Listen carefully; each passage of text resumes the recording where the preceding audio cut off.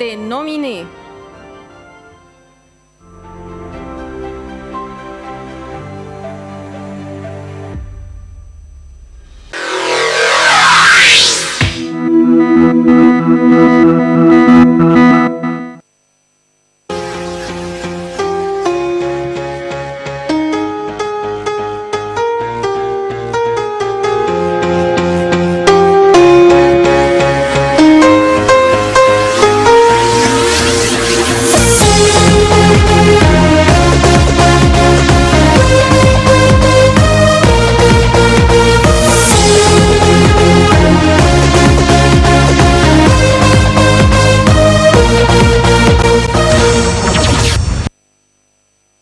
De vous retrouver dans l'émission Podium Jeunesse, le rendez-vous avec les jeunes. Vous le savez certainement, la biodiversité s'effondre à toute vitesse. Ceci pose de nouveaux enjeux de perception, de représentation et de compréhension de l'environnement et appelle à une réaction globale, mais surtout celle de la jeune génération qui sera tributaire de cette biodiversité. Comment inciter donc les jeunes à s'engager pour la biodiversité?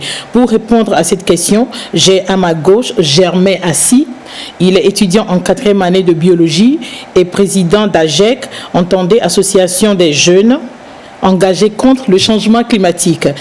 À ma droite, je suis avec Roland Daziaka. Elle est la directrice de la web TV thématique Éco-Conscience TV. Elle est la présidente de l'association Welfare Togo. Elle a représenté l'Afrique au sein du panel des OSC de la Convention des Nations Unies sur la lutte contre la désertification mandat 2018-2019. Et à mon extrême droite, je suis avec Charles Kolou. Il mène actuellement une étude sur la vulnérabilité de l'agriculture face au changement climatique à l'Université de Lomé. Il est le président de la branche locale JVE, Jeunes Volontaires pour l'Environnement. Bienvenue et merci d'avoir choisi de passer ce moment avec nous pour parler de la biodiversité. Le terme biodiversité, c'est un thème valise où chacun projette ses représentations du monde en fonction de sa culture, de son expérience et de son besoin.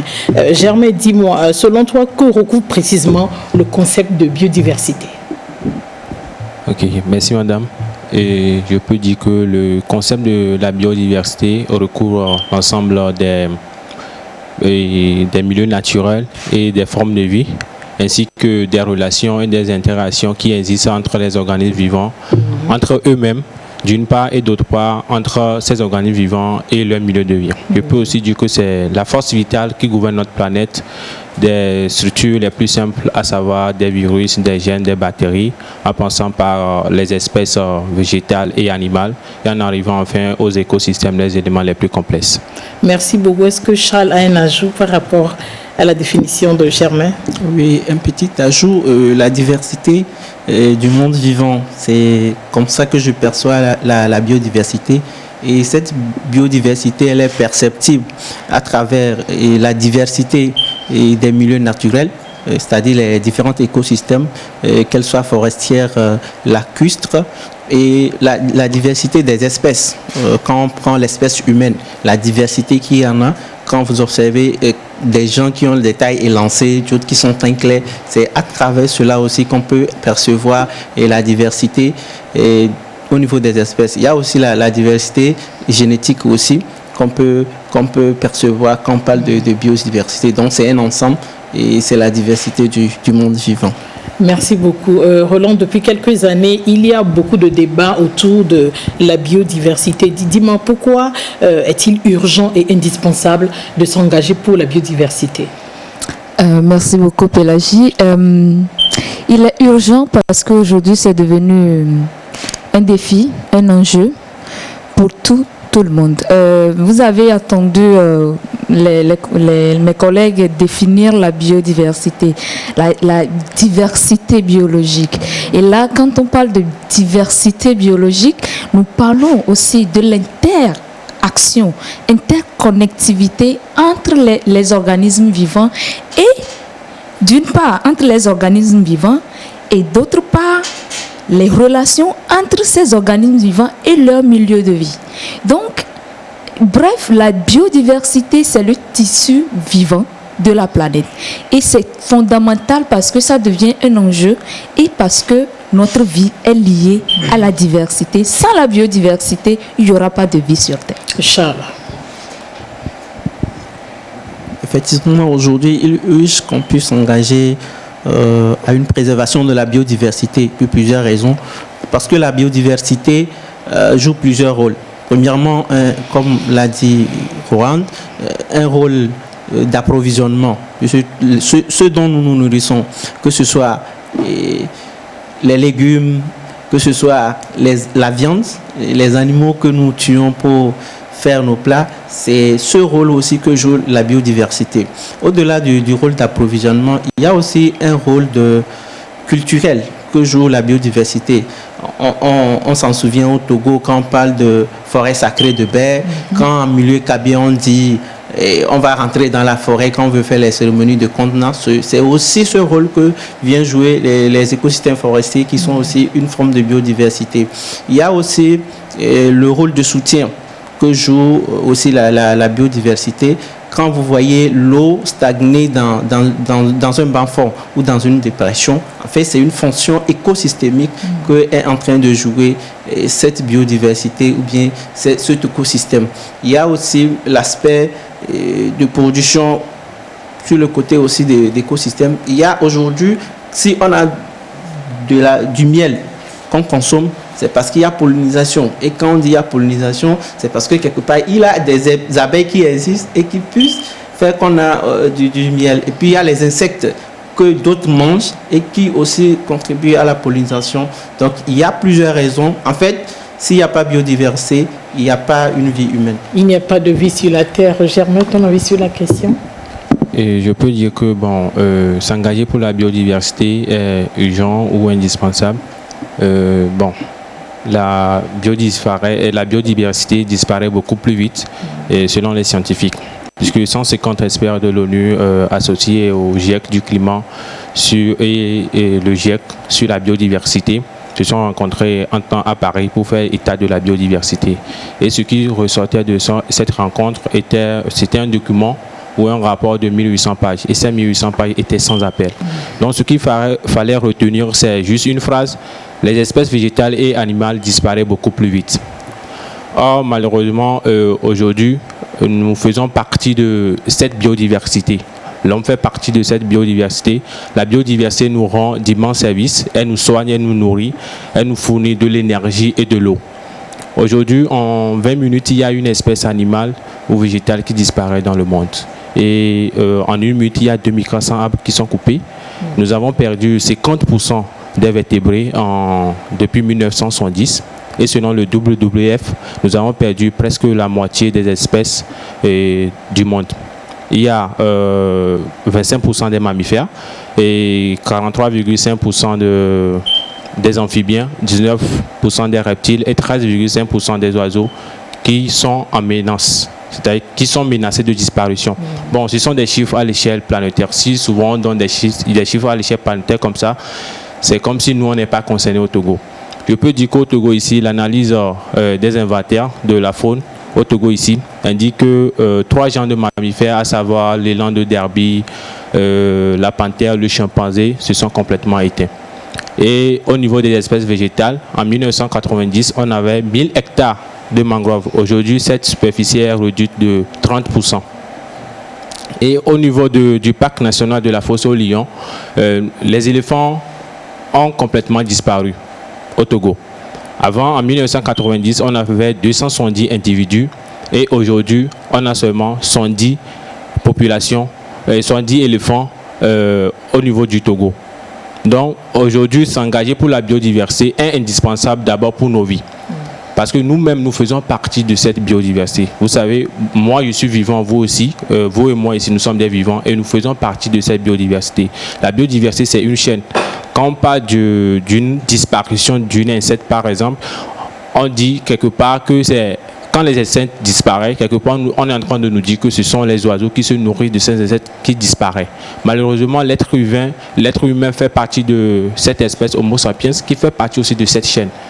Donc, quand la biodiversité disparaît, quelque part, c'est notre vie qui est menacée et la venue des générations futures qui sont menacées. Donc, quand il y a un maillon qui est défaillant, c'est toute la chaîne qui a des problèmes. Je crois que nous voyons tous l'importance de la diversité biologique pour le présent et les générations futures. Mais pourtant, des activités humaines continue à réduire la capacité de cette biodiversité à rendre le service qu'elle a toujours rendu à l'homme. Alors, Roland, dis-moi, comment la biodiversité est-elle impactée et prise en charge par l'activité humaine? Mon frère a essayé de présenter le tableau. Vous savez, l'être humain, nous sommes un être vivant dans cette atmosphère, bien cet écosystème. Et la biodiversité, vous savez, je prends juste l'exemple aujourd'hui de ce virus-là que nous avons, le Covid. Covid est zoonose, c'est un virus zoonose qui est lié à l'espèce animale et végétale. Et justement, pour guérir ce virus, on a encore besoin de la biodiversité pour guérir ou bien pour trouver remède à ce virus-là. Nous avons besoin des plantes. Et au niveau de la journée mondiale de l'environnement cette année, si vous prenez le 22 mai, journée de la biodiversité, le débat était posé. Si vous prenez la journée de l'environnement cette année, consacrée entièrement à la biodiversité, parce que l'urgence est là. L'être humain, nos actions, nos manières, la population grandit. Or, nous avons des ressources limitées. Nous avons les ressources naturelles limitées. Regardez combien de taux de déforestation nous avons chaque année. Dans le monde, en Afrique et particulièrement au Togo. Et si nous ne repentons pas, si nous ne faisons pas la restauration, faire régénérer, puisque la nature même se régénère tout naturellement, c'est vrai, mais l'action humaine pèse beaucoup sur la biodiversité. Je prends l'exemple des océans. Aujourd'hui, nous avons l'océan, la biodiversité aquatique, c'est-à-dire l'environnement aquatique. Mais l'action simple, un geste simple que je veux présenter et qui aujourd'hui est en train d'amener les gens à se poser des questions, l'utilisation des sachets plastiques. Beaucoup se retrouvent au fond de la mer. Et les estimations montrent que si rien n'est fait, d'ici 2050, on aura plus de poissons dans nos océans. Ça, c'est l'acte humain. Nous produisons, nous refusons même d'utiliser les alternatives pour donner de l'espace ou bien faire respirer. Actuellement, nous luttons contre le coronavirus. Mais regardez le nombre de masques chirurgicaux non biodégradables qui coulent, qui circulent et déjà qui se retrouvent au fond de la mer. Donc, c'est un problème, c'est un enjeu et nous devons tous avoir la conscience, se réveiller et prendre le taureau par les cornes. Merci beaucoup, Charles. Donc, hormis l'utilisation des sachets plastiques et des masques non biodégradables qui est d'actualité, quelles sont les autres activités de l'homme qui impactent la biodiversité de façon très négative? D'accord. Les activités, on n'en finira pas d'en citer. On prend les pratiques agricoles. On prend les pratiques agricoles, l'épandage des bio et des pesticides et autres. En fait, on pense qu'on est en train d'engraisser le sol ou qu'on est en train d'enrichir le sol pour une meilleure production. Mais indirectement, on est en train de détruire d'autres micro-organismes qui sont préalablement et naturellement dans le sol. Au-delà de ça, les insectes qui devaient normalement se poser pour qu'il y ait pollinisation, elles sont tuées. Et ceux qui vont faire la pollinisation l'année là, peut-être ne seront plus fertiles pour se multiplier, pour que la chaîne continue. On prend ça, c'est au niveau agricole. Maintenant, quand même on parle de mécanisation et autres, tout ce qu'on utilise, il y a la pollution aussi qui est derrière. Quand on prend nos modes de consommation, nos modes de déplacement et autres, il y a la pollution. Qu'est-ce que la pollution fait? Et quand on s'en tient au gaz à effet de serre, ça implique quoi? Le phénomène des changements climatiques. Et les effets induisent maintenant des changements climatiques, nous les connaissons tous, avec tout ce qui va. Maintenant, quand on revient au niveau en plus de nos moyens de déplacement et de consommation, quand on prend la déforestation par exemple, et depuis entre 2010 et 2015, pratiquement le Togo perd chaque année 2500 hectares. Vous voyez. Or que les écosystèmes forestiers sont quoi? Ce sont des abris pour quoi? Pour les espèces animales. Et quand il n'y a plus de forêt, c'est parce qu'il y aura plus aussi ces espèces qui vivent dans ces forêts, par exemple, ou bien dans les savanes, par exemple. Quand nous mettons du feu à une savane ou bien à une forêt, c'est parce que toutes ces espèces aussi vont disparaître avec. Quand on prend l'artificialisation de nos espaces boisés ou bien de nos forêts, quand on décime pour construire des grands immeubles, disons qu'on s'urbanise ou qu'on fait auto, indirectement c'est qu'on fait du mal à la biodiversité. Quand nous coupons, on est ici avec des meubles, nous sommes contents, mais quelque part c'est la biodiversité qui en pâtit en fait. Donc il y a tout ce que nous faisons au quotidien a un impact direct ou indirect sur la biodiversité. Mais peut-être c'est la suite, dans la suite du débat, comment faire pour ne pas trop en empiéter, c'est ça, puisque nous-mêmes nous faisons partie de cette biodiversité et nous sommes en interaction permanente. Et comme je le dis toujours, on doit prendre garde, tout est contrôlé dorénavant, toutes nos actions. C'est vrai qu'on ne peut pas parler de toutes les activités de l'homme qui impactent négativement la nature ou la biodiversité, mais c'est important de dire l'essentiel, le maximum ici. Tout à l'heure, Roland, tu disais que les gens refusent d'utiliser les alternatives pour pouvoir permettre à la biodiversité de se restaurer. Oui. Est-ce que tu veux parler de leur refus de la transition écologique, par exemple ? Vous savez... d'opter pour ce mode de vie. Vous savez, c'est tout un débat. C'est tout un débat parce que... C'est un grand débat. Un grand débat et si vous allez au fond vraiment de ce débat... C'est des intérêts qui sont en jeu. Il y a des intérêts. Des lobbies. Des lobbies lourds qui sont derrière. Et vous voyez combien de fois... Il faut se poser la question, pourquoi les questions de promouvoir les initiatives alternatives peine à prendre de l'envol. Et pourquoi aussi les questions de gestion de pollution, de lutte contre la pollution, les plastiques et tout ça n'arrivent pas. Le Togo a pris une loi depuis 2011. Oui, je le sais. Jusqu'à présent, la loi n'a pas encore de tests d'action. Ben oui, on n'a même pas encore de tests d'application. Mais quand même, dans d'autres pays, c'est pourquoi je dis que c'est la volonté. Il faut la volonté aussi. Parce que dans d'autres pays, on voit les exemples. On voit les exemples. C'est une question de volonté et d'aller au fond, au fait. Et puis, je voulais ajouter quelque chose. Quand nous parlons des questions de gestion de la nature, n'oubliez pas, nous sommes dans un contexte de développement durable. Et le développement durable est dirigé par 3 piliers.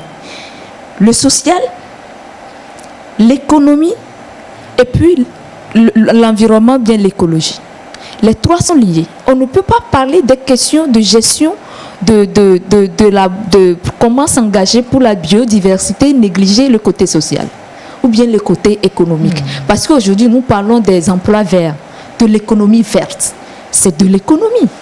Mais comment aujourd'hui consommer tout en préserver pour la génération future, c'est le vrai enjeu. C'est le vrai enjeu. Comment consommer, Germain? Je peux dire que il faut consommer vert. Oui. Il faut consommer vert. Et surtout, il faut consommer aussi local et bio. Parce qu'on a tendance à manger surtout les choses qui viennent d'ailleurs, tout ça. Donc, les produits importés. Donc, on néglige tout ce qui se fait ici. Donc, il faut manger local et bio. Surtout vert. Ouais. Résumé, il faut manger bio, il faut manger local, il faut manger vert. Oui, moi je dirais autrement qu'il faut changer des modes de consommation. Il faut changer des modes de consommation dans tous les domaines, et que ce soit l'alimentation, que ce soit les moyens de transport, que ce soit notre mode de vie de chaque jour. Il faut qu'on change de mode de vie. En fait, aujourd'hui, soit nous nous mettons ensemble pour faire face aux défis qui se présentent à nous, soit demain ou après-demain, nous mourrons ensemble. Nous allons tous subir. Comme tous mourir, comme le dirait Martin Luther King. Donc, c'est de changer des modes de consommation. Et maintenant, pour changer des modes de consommation, c'est qu'au préalable aussi, il faut changer des modes les modes de production. Par exemple, il faut pratiquer aujourd'hui l'agroécologie, par exemple, qui impacte moins et qui donne des résultats très satisfaisants. Il y a des preuves qui le démontrent. C'est-à-dire qu'il faut bannir, par exemple, l'agriculture intensive. Maintenant, c'est de voir, il faut aussi, en termes d'énergie, adopter les énergies renouvelables. Quand on parle de poser des éco-gestes, par exemple, quand on parle de la gestion des déchets, par exemple, qui ne devraient pas finir leur course dans les fonds des océans pour que demain, on continue par avoir des poissons, c'est que les gens arrivent à bien se comporter. Quand j'utilise un sachet, à la limite, ne pas l'utiliser. Mais quand je l'utilise, il faut qu'on le recycle ou bien qu'il soit déposé au bon endroit. Donc, les deux sont liés, les modes de consommation et les modes de production. On doit y veiller pour pouvoir sauver et que la future génération ne nous tienne pas les comptes. Le col pour vous demander des comptes. Ah oui. Je reviens à Roland. Tu parlais du mode de consommation. Et Germain a dit manger vers on a tous ri. Mais quelle devrait être la réponse réelle? C'est un challenge pour tous les États, tous les pays. Et après avoir travaillé sur la question de désertification, surtout de dégradation des terres, j'ai compris quelque chose. C'est pas facile. Consommer vert, oui, c'est l'idéal. Faire de l'agroécologie, oui, c'est l'idéal. Nous avons une population qui grandit. Nous avons les bouches à nourrir. Nous devons produire. Nos terres doivent être en bonne santé. Les terres déjà dégradées, nous devons les restaurer. Tout est un coup. Maintenant, dans nos productions, nous militons. Personnellement, je milite pour l'agroécologie. Je milite pour qu'on consomme bio. Mais à l'échelle mondiale, quand nous parlons de zéro faim, l'ODD 2, ou bien la sécurité alimentaire, est-ce que nous pouvons arriver à faire de l'écologie, l'agroécologie réellement comparativement à la population grandissante? À la population grandissante. C'est là le vrai challenge. C'est là le vrai challenge. C'est très beau, nos discours. Je suis très passionnée. Mais dans la pratique, c'est difficile. C'est ce qui, au fait, qui montre le côté, pourquoi ça n'avance pas. Maintenant, il faut une volonté, il faut des mécanismes, c'est tout un processus. C'est tout un processus. Par exemple, la journée de la désertification cette année, c'est la consommation et puis l'alimentation et puis le fibre. Même l'habit, le tissu que nous portons, nous dégradons notre environnement.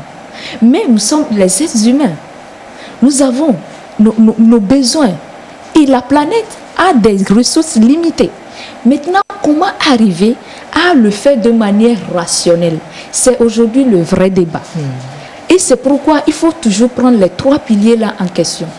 Il ne faut pas militer, je suis écologiste parce que je suis écologiste. Il faut planter des arbres, il faut faire ci. Mais dans la zone de plantation, quand vous dites aux gens de ne pas couper les arbres, quelle est l'alternative? L'énergie. Est-ce que nous avons aujourd'hui de l'énergie? Nous avons le gaz. Nous avons démocratisé l'utilisation de gaz dans nos milieux ruraux. That's the question. Mais est-ce que c'est disponible? Est-ce que c'est disponible même? Nous parlons de l'agriculture. Allez à l'intérieur, là où se sent vraiment. Je ne parle pas de la ville. De la ville. Mais là où le besoin se fait.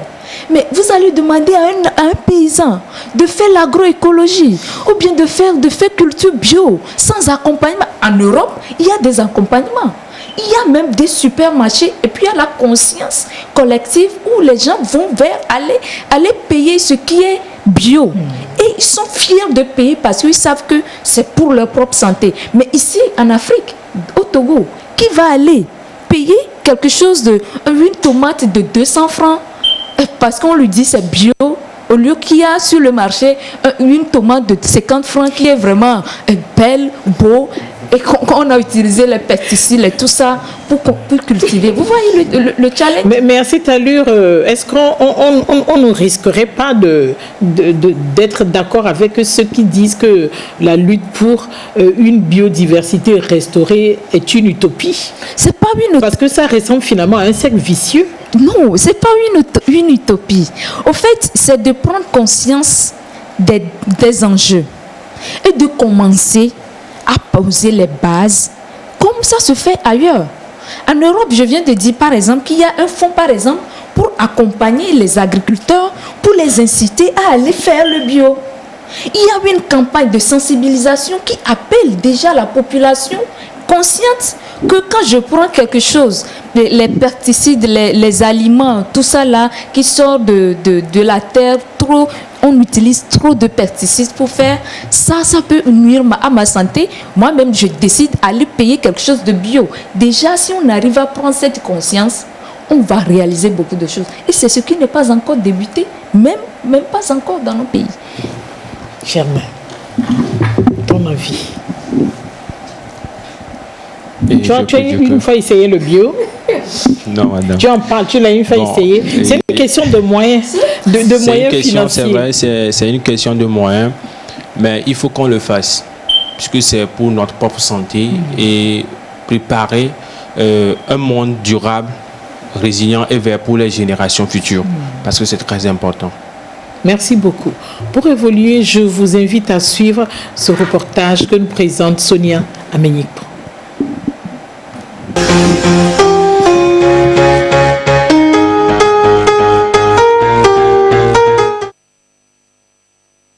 La biodiversité, c'est tout le vivant et toutes ses interactions.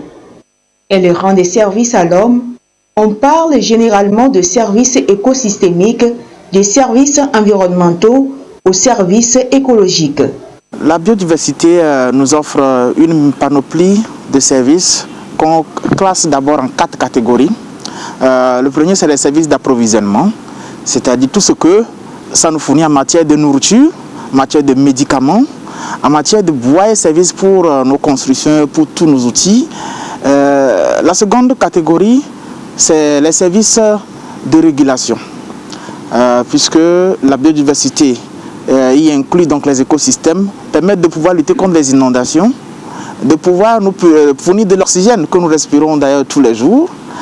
Et la troisième catégorie, c'est les services socioculturels.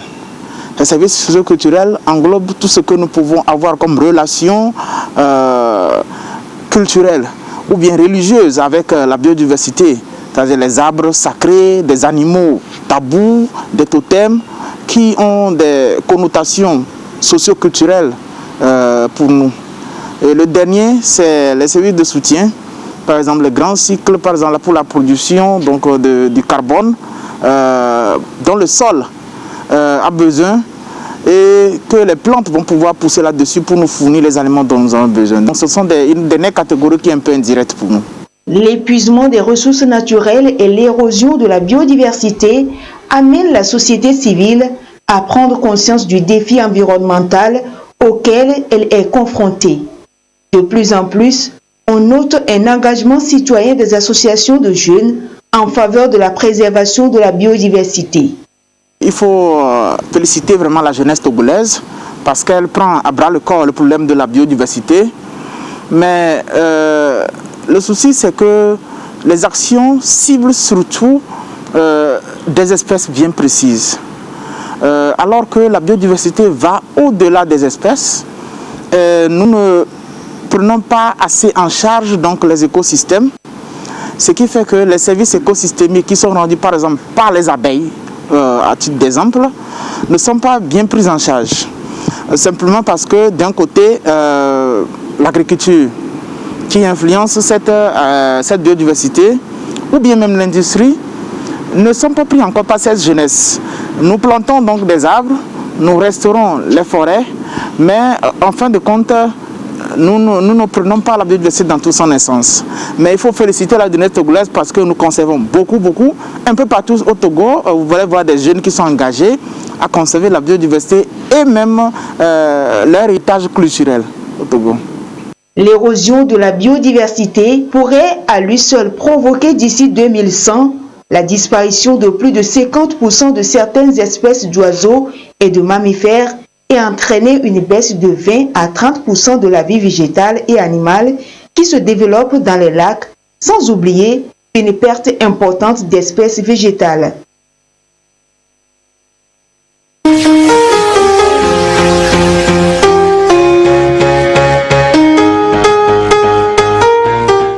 Merci de revenir avec nous au plateau. Aujourd'hui, nous parlons de l'urgence de s'engager pour la biodiversité. Charles, ton avis sur le reportage? Oui, j'ai suivi avec passion le reportage. L'expert est revenu sur tout ce qu'on était en train de dire, ce qui veut dire que le débat a tout son sens et lieu d'être. Maintenant, il évoque l'engagement aussi de la jeunesse. C'est très apprécié. Effectivement, il faut dire... Qui n'est pas diversifié. Qui n'est pas diversifié. Mais il faut aussi apprécier cet engagement de la jeunesse. Mais il faut dire que le terrain est encore vierge en termes de lutte pour la préservation, ou bien en termes d'engagement pour la préservation de la biodiversité au Togo. Il n'y a pas d'association directement qui a l'unique... Sur le terrain, sur l'unique objectif de la biodiversité. Nous sommes pleins à faire dans la gestion durable de l'environnement et dans le développement durable, mais il n'y a pas de spécificité sur cette question. Donc c'est encore un terreau fertile pour les jeunes qui sentent la nécessité de s'y engager. Mais aujourd'hui, il faut aussi dire que cette jeunesse, c'est une frange qui est engagé, qui se sent concerné. Quand tu parles, quand tu te lèves à la maison, tu vas à une réunion de jeunes volontaires pour l'environnement, les gens te regardent. Toi, c'est comme si tu n'avais rien fait. Tu gaspillais du temps. Oui, justement, quand on vous dit d'aller mettre en terre des plans, les gens te regardent comme si tu étais d'un autre monde. Un extraterrestre. Monsieur, le directeur du centre des jeunes de Lomé peut témoigner la dernière fois, à l'occasion de la journée de... Le 1er juin? Non, le 1er juin, il y avait du monde, du 5 juin, journée mondiale de l'environnement. On était 3 jeunes. 3 jeunes. On était consacrés à la biodiversité. On était 3 jeunes à se mobiliser. Nous sommes responsables de 3 associations.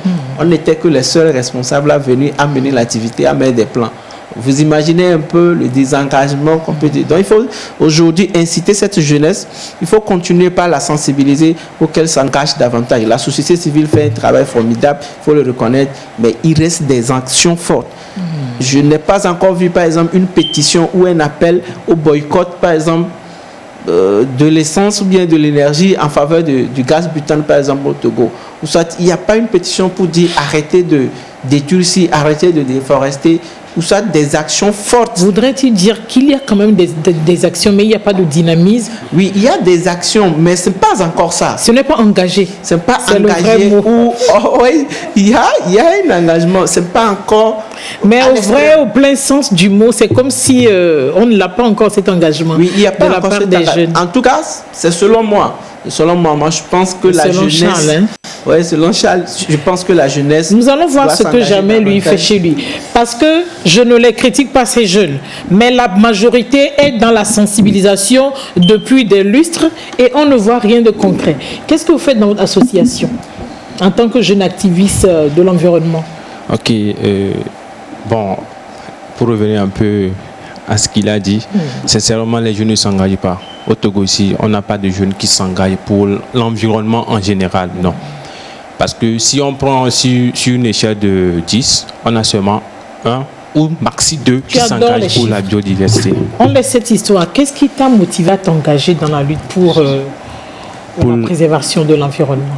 Ce qui m'a vraiment motivé à s'engager pour l'environnement, parce que c'est une responsabilité de la part de la jeunesse de le faire.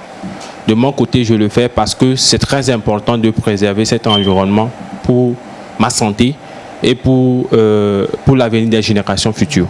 Donc, pour revenir à votre question, ce que nous faisons dans notre association... Ça fait combien d'années que tu y es engagé? Bon, ça fait déjà 3 ans. 3 ans. Bon, déjà, j'ai commencé depuis le lycée et arrivé maintenant au campus. Donc, nous faisons des sensibilisations surtout, des sensibilisations numériques. Nous sommes surtout sur le terrain aussi, planter des arbres et participer aux activités éco-jogging, nettoyage des plages, surtout aussi les activités Togo propres. Merci beaucoup. Je reviens, Roland. Je parlais du cercle vicieux apparent qu'est la lutte pour la préservation de la biodiversité. Parce que l'homme, à cause de ses besoins, on dirait qu'il est obligé de dégrader la biodiversité. Si moi qui ai besoin de cette biodiversité, je la dégrade, alors que j'ai des besoins qu'elle peut combler, est-ce qu'on ne parlerait pas de cercle vicieux? C'est important pour moi, c'est la raison pour laquelle je reviens là-dessus. Vous savez, quelles sont les causes de désertification? C'est la perte de la biodiversité. La dégradation des terres. Allez au nord du pays. Le climat que nous avons à Lomé, ou bien à Palimé, ou à Tapamé, ce n'est pas le même climat à Sokodé, ou bien à Kara, ou bien à Dapan. Vous voyez, la nature même, c'est une biodiversité. Et vous parlez de cercle vicieux. Ce cercle vicieux, ça existe. Donc ce n'est pas une impression que j'ai. Ça existe personnellement, si je veux être honnête. Ok. Alors, maintenant, vous savez, ça arrive. Pourquoi aujourd'hui on parle tant? Dans le temps passé, ceux qui travaillaient ou bien luttaient pour l'environnement, on ne les calculait pas. Hein? On ne les calculait pas. Quand j'avais commencé à militer... On les regardait comme des gens qui avaient du temps à perdre. Temps à perdre. Mais aujourd'hui, demandez-vous pourquoi partout l'environnement est là. Mais des fois, quand je vois les gens, c'est devenu d'ailleurs pour certaines, je m'excuse, un gagne-pain. Un gagne-pain. Pour certaines organisations, c'est là, vous avez parlé de l'engagement de la jeunesse. D'ailleurs, on va en parler. C'est l'occasion d'en parler. Mais demandez à ces jeunes-là, au fin fond, si réellement c'est de l'engagement, ou bien soit c'est du civisme, ou c'est un intérêt, soit c'est un intérêt qui les motive. Le gars, tu vas le voir très actif sur les réseaux sociaux, il est dans sa brousse, il prend une photo, il poste sur sa page Facebook, ou bien LinkedIn, ou tout ça. Mais réellement, demandez réellement quel est l'impact de leurs actions sur le terrain. C'est là le vrai problème. C'est là le vrai... La jeunesse togolaise doit revoir. Et puis l'expert dans le reportage, il a parlé de quelque chose de très important. Il dit que bon, nous sommes dans la sensibilisation et que bon, il n'y a pas de diversité, c'est-à-dire d'action. Et c'est vrai. C'est comme si tout le monde s'engage dans le même sens. Oui, quand on dit changement climatique, tout le monde changement climatique. Développement durable. Développement durable. Mais il y a des aspects. L'environnement est un concept transversal. Il y a beaucoup d'aspects. Quand tu veux t'engager, choisis le domaine qui te passionne et tu t'imposes. C'est comme ça, aujourd'hui, nous devons appeler les jeunes à s'engager. La biodiversité, je peux décider à protéger que les abeilles. Je peux décider à protéger que les espèces, les algues. Ou bien les poissons. Quel type de poisson, par exemple? Ce sont des choses aujourd'hui que nous devons amener les jeunes à ouvrir les yeux, à comprendre. Donc l'engagement est là, l'homme est là, est au centre. Mais vous savez, ce cercle vicieux, ça ne va pas durer parce que vous savez pourquoi? La nature a ses lois. La nature, à un moment donné, la nature te dit, la dame, maman terre va te dire stop. Et c'est ce qui est en train de se passer avec coronavirus. On a remarqué. Oui, Charles. Oui, sur la question, je reviens toujours. Moi, j'aimerais qu'on revienne sur la deuxième partie de l'intervention de l'expert dans le reportage. C'est très important, c'est vrai que dans la première partie, il a parlé des services que la biodiversité rend à l'humanité. Ensuite, il est revenu sur l'effort que les jeunes fournissent au Togo. Il a loué leurs efforts, mais il a dit que c'est important, comme Roland l'a dit, que chacun puisse prendre un domaine spécifique, s'y atteler et le faire excellemment. Oui, effectivement, c'est l'appel peut-être aujourd'hui à lancer à la jeunesse. Il faudrait qu'on change de méthode, ou que l'engagement... De méthode de lutte. De méthode de lutte, ou de mobilisation des jeunes peut-être. Et il faudrait que les actions priment sur les débats et appeler à l'action. Je m'en souviens en 2018, je pense, 2018, quand l'ONG JVE s'était mobilisé pour une fois rencontrer le ministre de l'Environnement d'alors, il devait venir ouvrir un atelier. Nous, on était là, on avait fait éruption, on a crié, il faut qu'on applique la loi de 2011 sur l'interdiction des sachets plastiques.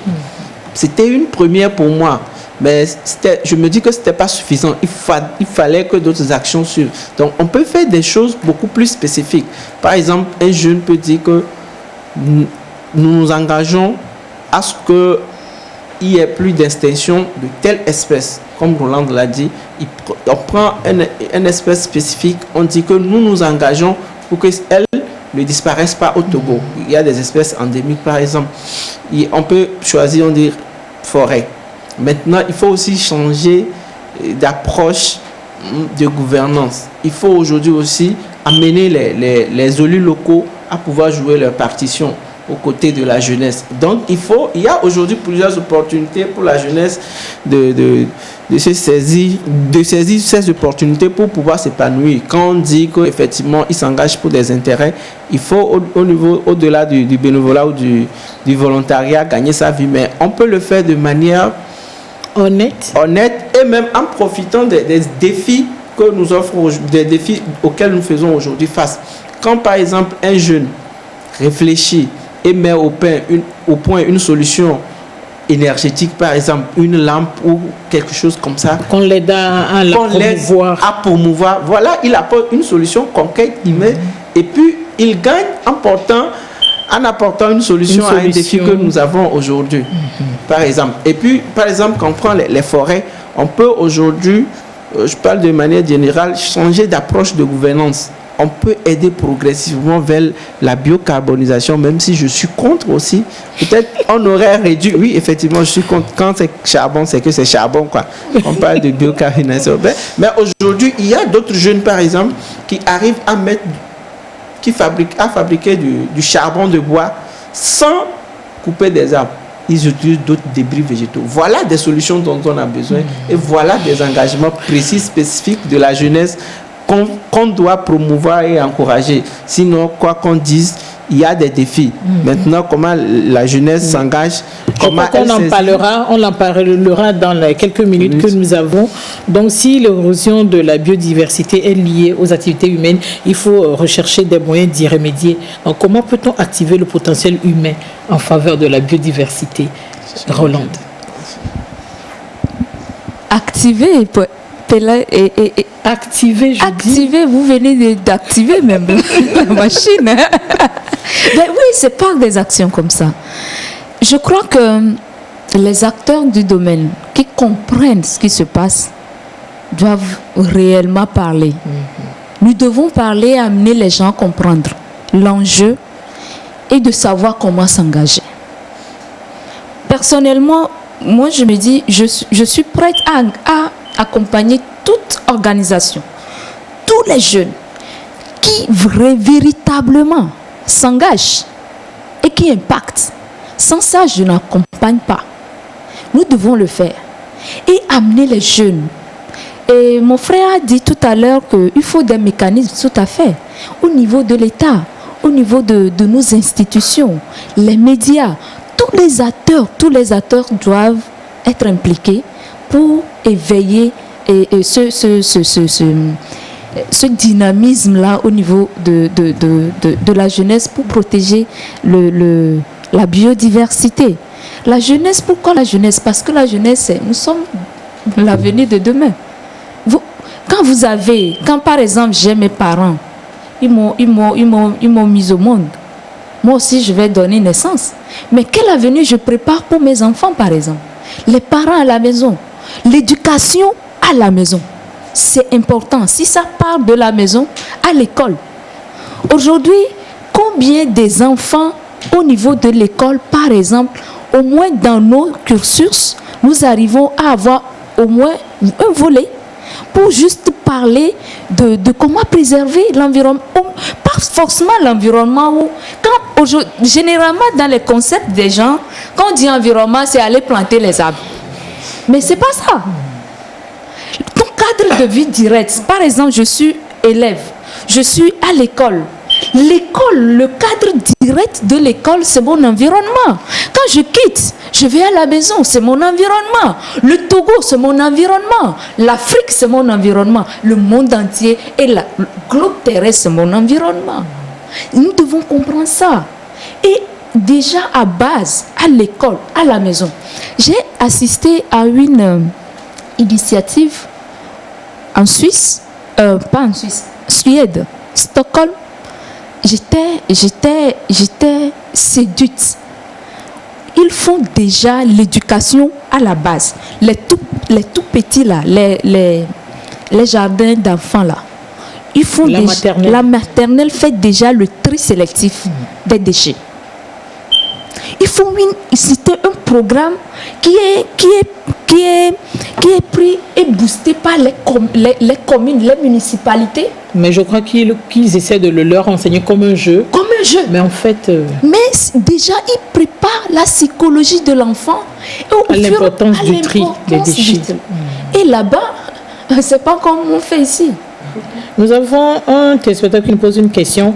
Est-ce qu'il doit forcément militer dans une association avant de s'engager pour la restauration de la biodiversité? Germain.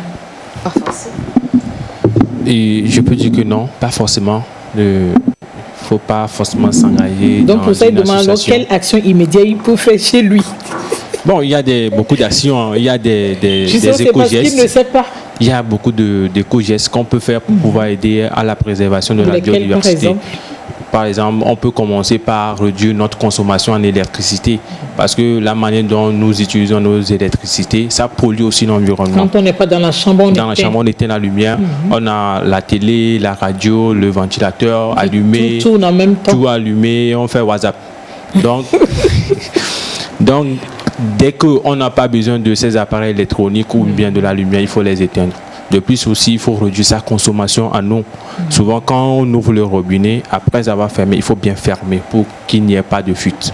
Il faut commencer par arrêter de jeter des déchets plastiques dans les rues. Puisque ces déchets plastiques, après tout, vont boucher les caniveaux qui vont causer plus tard les inondations. Ces déchets plastiques vont aller au niveau de la mer et détruire les espèces aquatiques après. Donc, il faut aussi planter des arbres. Le péché mignon de chacun, au niveau du gaspillage de l'eau, c'est quand on se brosse les dents au lieu de fermer le robinet en attendant de puiser l'eau, on laisse couler. On laisse couler. C'est très subtil. Mais c'est important. C'est important. Donc, il faut réduire sa consommation en eau. Donc, pour notre ami qui a posé la question tout à l'heure, voilà les petites stratégies que Germain t'a données pour pouvoir t'engager chez toi à la maison immédiatement dans la lutte pour la préservation de la biodiversité. Charles, tu avais entendu parler de l'agroécologie. Dans une émission que nous avions faite il y a 2 semaines, un agriculteur qui est dans le nord du pays nous a écrit, il voudrait bien l'appliquer, mais il ne trouve pas qui peut les former ou les sensibiliser. Alors qu'on en parle sur presque toutes les antennes, mais il y a des gens qui sont vraiment intéressés, mais ils ne savent pas à qui s'adresser en réalité. Il a appelé de quelle localité? Il a de la Bina. Bina. Ok. Peut-être à la fin, on peut avoir son contact et le confier à des acteurs. Sinon, il y a aujourd'hui un grand effort qui est fait en matière de promotion le long du pays. Oui, de l'agroécologie. Je pense Inades Formation a en 2019 fait une campagne nationale de promotion des pratiques agroécologiques. Je pense qu'il y a un centre qui est même en train d'être créé à Dapaon, je pense, par monsieur Namtoukli, je pense, c'est son nom. Il y a plusieurs initiatives. Moi-même, je suis de la plateforme de promotion de l'agroécologie et de la consommation locale, une synergie d'action, ça a dénommé SACLA, qui est en gestation, on a suffisamment évolué. Mais il y a aujourd'hui des acteurs, ils peuvent même s'approcher des services de l'ICAT, qui peuvent l'aider gratuitement d'ailleurs, des services de l'ICAT. S'il a Bina, je pense qu'il doit s'adresser à l'ICAT Cara, je pense, qui vont l'aider. Donc il y a plusieurs acteurs aujourd'hui en termes d'agroécologie. Et là où le bas blesse, c'est peut-être le coût, mais qu'il ne soit pas découragé. Quand il va voir les effets induits, ou bien le rendement, il verra qu'il aurait pris une bonne décision de vouloir pratiquer l'agroécologie. Roland, nous parlions tout à l'heure de l'engagement honnête. de la jeunesse dans cette lutte. Nous savons qu'ils ont intérêt, ces jeunes, la jeune génération a intérêt à s'engager dans la lutte parce qu'ils sont tributaires de cette biodiversité. Donc comment les inciter? Certains sont déjà intéressés, mais comment les inciter à faire le travail comme il le faut pour qu'il y ait des impacts sur les communautés? Comment les inciter? Et un jeune qui nous reçoit en ce moment je dis, suis ta passion, fais tes actions et il faut les faire connaître. Et aujourd'hui nous avons tous les outils. Les inciter, vous les incitez déjà à travers Podium Jeunesse.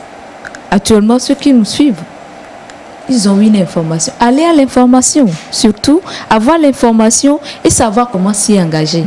Mon frère a parlé des gestes éco-citoyens. On les appelle les gestes éco-citoyens. Déjà, quand vous parlez au niveau de l'école, combien de clubs d'environnement nous avons aujourd'hui? Normalement, nous devons avoir les clubs d'environnement. Ça doit piluler normalement. Dans tous les établissements scolaires qui vont faire des actions.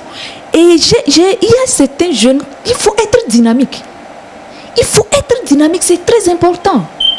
Tu fais l'action, ce que tu fais, même si tu plantes l'arbre, veille à ce que l'arbre grandisse. Et montre à tout le monde que c'est moi qui ai planté cet arbre-là. Je me rappelle un jour, quand j'étais tout petit, j'ai planté mon premier arbre. Et que ça a grandi, c'était manguier. C'était une joie pour toi. Mais oui, aujourd'hui, ce mangue-là existe toujours. Ce manguier-là existe toujours, porte des fruits. Et je suis très content. Les enfants peuvent le faire. Et nos parents doivent inciter.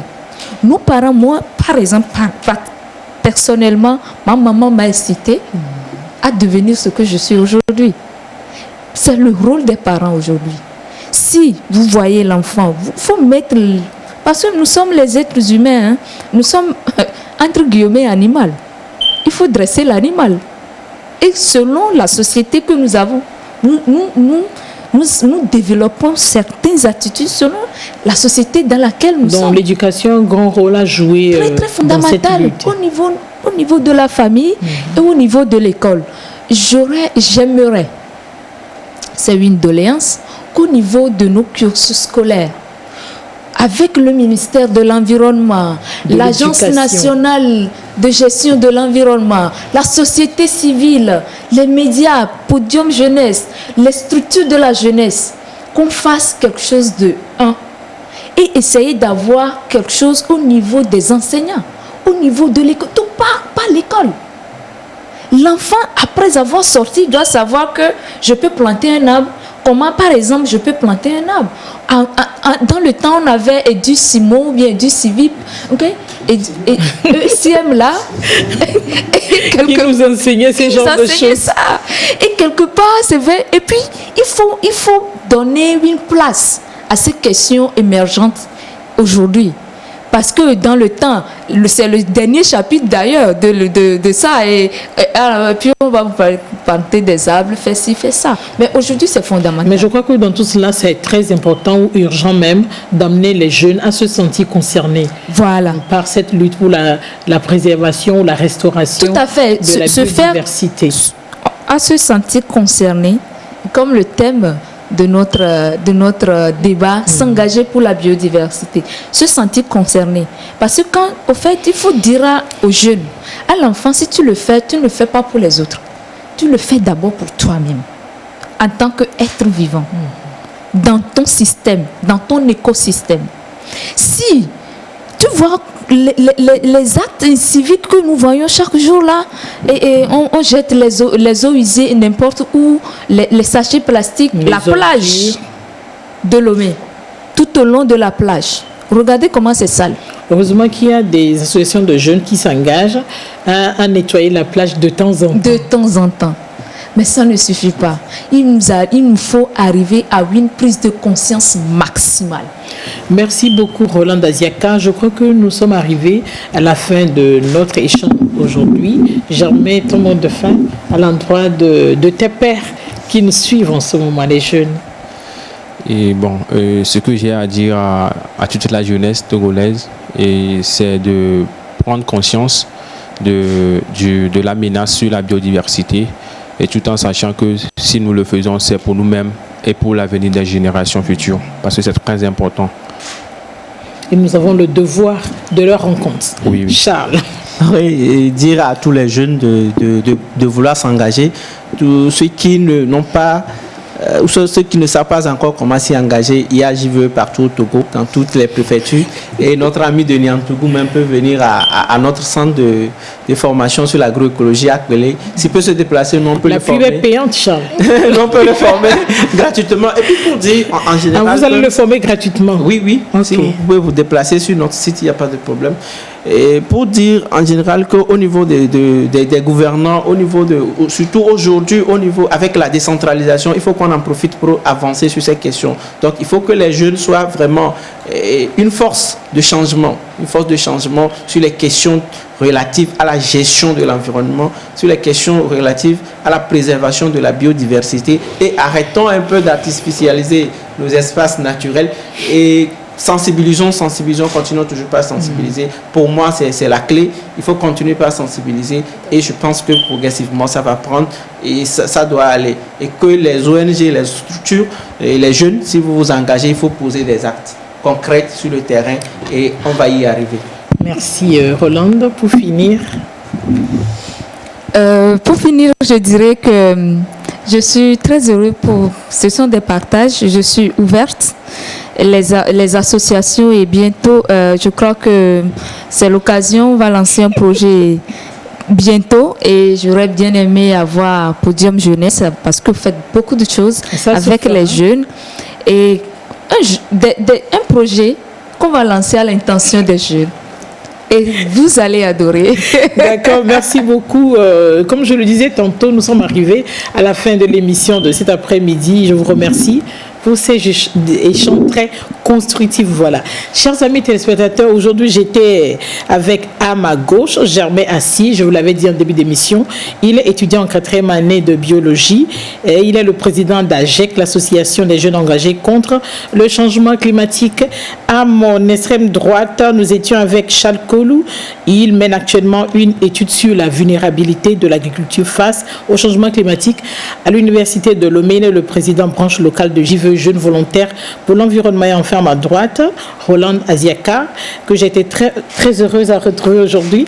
Elle est la directrice de la web TV thématique Éco-Conscience TV, présidente de l'association Welfare Togo, et je vous le rappelle, elle a été la représentante de l'Afrique au sein du panel des OSC de la Convention des Nations Unies contre la désertification mandat 2018-2019. Vous l'avez suivi, vous avez remarqué, alors que tous les indicateurs écologiques sont au rouge, le changement climatique et ses conséquences, notamment sur la biodiversité, deviennent les enjeux les plus importants de notre époque. Aujourd'hui, environ un tiers des espèces sont menacées d'extinction et chaque année, environ 1% supplémentaire s'ajoute à la liste. S'engager pour la biodiversité, ça peut commencer juste à côté de chez soi, et retenez ceci, si vous ne vous occupez pas de la biodiversité s'occupera de vous. Merci à tous qui nous ont suivis à Accra, au Ghana, à Cotonou, au Bénin. Je vous retrouve le samedi prochain à 16h. Au revoir.